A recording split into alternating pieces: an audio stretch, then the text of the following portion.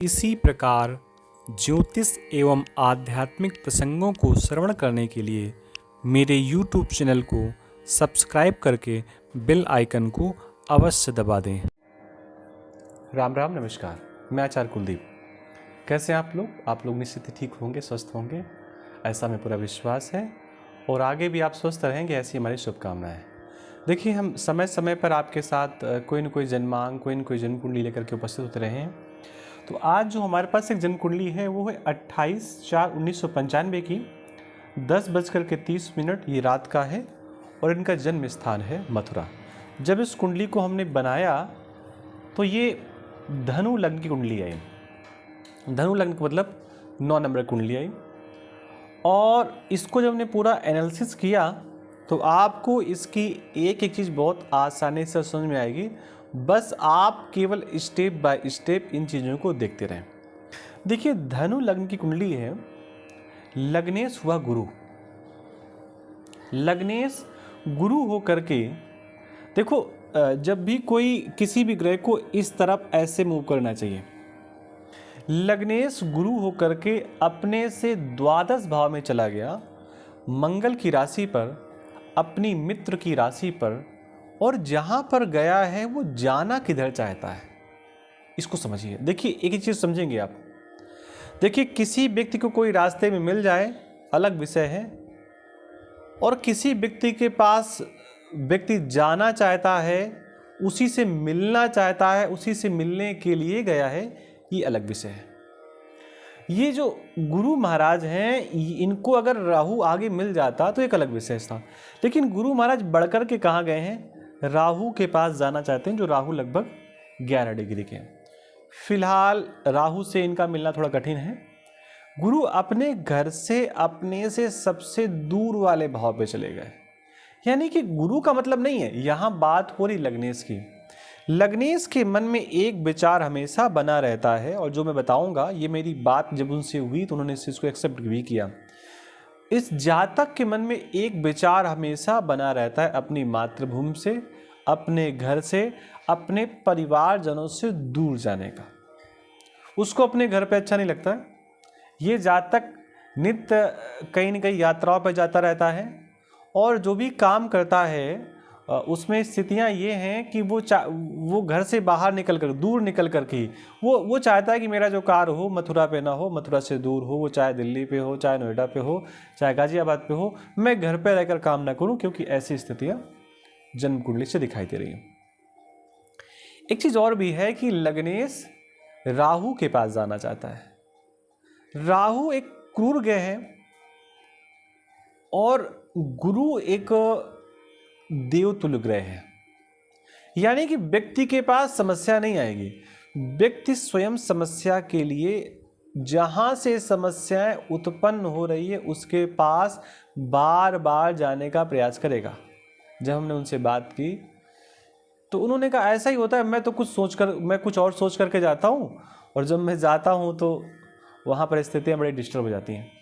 अच्छा, एक तरफ इसके राहु बैठा हुआ है, लग्नेश पर दृष्टि किस किस की है, इसको समझने का प्रयास करिए। आप शनि महाराज यहां बैठे हैं, 7, 8, 9, 10 नंबर, 10वीं दृष्टि से शनि महाराज लग्नेश को देख रहे हैं, अपने घर से देख रहे हैं, अपने परिवार से देख रहे हैं। ये जातक बड़ा अव्यवस्थित रहता है, बड़ा चिंतित रहता है, बड़ा परेशान रहता है। अच्छा, परेशान क्यों रहता है, किसके कारण रहता है? देखो, शनि महाराज ने अपनी दृष्टि डाली, और शनि महाराज ने जब अपनी दृष्टि डाली तो शनि महाराज नेगेटिव परिणाम देंगे। शनि महाराज किस भाव के स्वामी हैं? एक तो ये दूसरे नंबर भाव के स्वामी हैं, दूसरा ये तीसरे नंबर के भाव के स्वामी हैं। दूसरा भाव व्यक्ति के परिवार का भाव होता है, फैमिली का भाव होता है, धन का भाव होता है, और अपने फैमिली के निकटतम लोगों के निकटतम जो भी व्यक्ति होते हैं उनका भाव होता है। इस जातक को अपने परिवार से कई प्रकार की समस्याएं उठानी पड़ सकती हैं और पड़ती भी हैं। ज़्यादातर इस व्यक्ति को जो परेशानी होती है अपने परिवार से लेकर के ही होती है। ये अपने परिवार के सदस्यों के द्वारा ही ये व्यक्ति प्रताड़ित किया जाता है। अब परिवार में सदस्य कौन कौन से होते हैं? देखो, सबसे पहला व्यक्ति का सदस्य होता है उसकी माँ, उसके पिता, फिर उसके बाद उसके भाई बहन और फिर और लोग, और उसके बाद जब वो 20-25 साल का हो जाता है, 30 साल का हो, तो उसकी पत्नी, फिर उसके बच्चे। यहाँ पर माँ की स्थिति की बात करें तो जो कर्क राशि है ये पड़ी हुई जाकर के अष्टम भाव पे, और उस अष्टम भाव पे जो व्यक्ति बैठा है वो नीच का बैठा है, और अष्टम भाव की जो राशि है वहाँ पर बड़ा गड़बड़ सड़बड़ चल रहा है। देखो यहाँ पर चंद्रमा बैठे हुए, मंगल की राशि पर चंद्रमा बैठे हैं, ठीक है, अग्नि तत्व की राशि है, चंद्रमा बैठे हैं, जल तत्व है, थोड़ा बहुत वाष्पीकृत होगा, लेकिन समस्या इससे नहीं है, क्योंकि दोनों देवताओं के प्लेनेट हैं, उससे कोई फर्क नहीं पड़ना है। लेकिन चंद्रमा के साथ जो केतु महाराज आ गया, ये चीज़ों को डिस्टर्ब कर रहे हैं। उसके बाद केवल इतना ही नहीं, जो बुध यहाँ बैठे हैं कितने डिग्री के, 29 डिग्री के हैं। ये 29 डिग्री के बुध लगभग यहाँ पर पहुँच जाएंगे। ये 29 डिग्री के बुध हैं कौन? सप्तम भाव के स्वामी, दसम भाव के स्वामी। ये ग्रहण दोष बन रहा है। इस ग्रहण दोष में मुख्य भूमिका किसकी है? बुध की है। और बुध चंद्रमा को बहुत अच्छा नहीं मानता, बुध चंद्रमा को बहुत श्रेष्ठ नहीं मानता, क्योंकि बुध की उत्पत्ति में चंद्रमा का भी अपना कोई न कोई रोल है।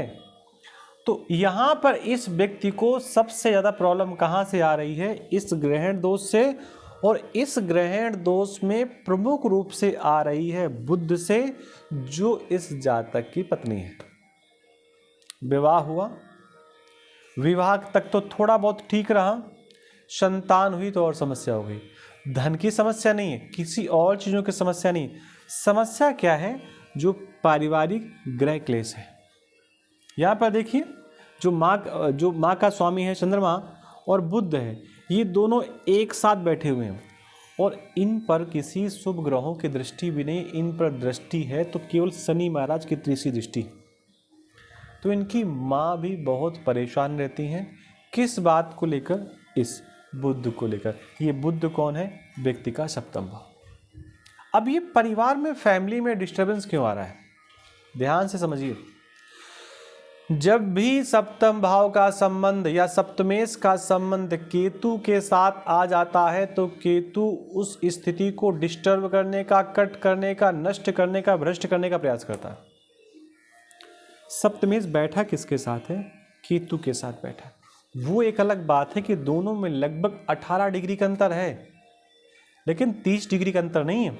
18 डिग्री का अंतर बहुत कोई ज़्यादा नहीं होता है। केतु अभी कुछ समय पहले बुध से मिलकर गया, या बुध अभी केतु के पास से आया, दोनों एक भाव में। बुध के साथ ग्रहण दोष बन रहा है, केतु बैठा हुआ है। तो जो सारी समस्या है विवाह के बाद भी है। अब एक प्रश्न है, क्या ये जीवन भर समस्या बनी रहेगी?